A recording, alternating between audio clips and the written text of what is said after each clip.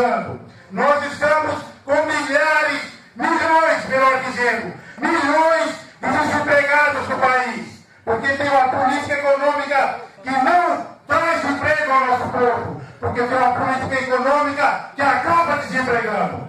Essa unidade de vocês aqui tem que se estender para as demais cidades da Baixada. Hoje, tivemos uma reunião com representantes dos desempregados, com representantes da indústria aqui de Cubatão. E, claro, lá estava o presidente do sindicato da construção civil Macaé e estava também o presidente do sindicato dos químicos. Eu quero dizer a vocês que nós estaremos juntos, a nossa central, as demais centrais sindicais, a Força Sindical, a UGT, a CUT, todos estamos empenhados na batalha de vocês. Eu vou passar agora para o companheiro Macaé, para que ele diga como foi a reunião.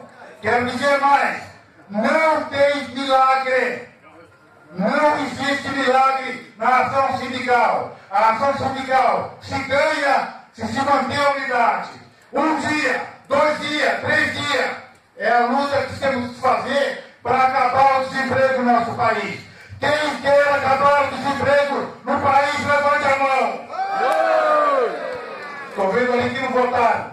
Quem quer acabar com o desemprego no país, levante a mão.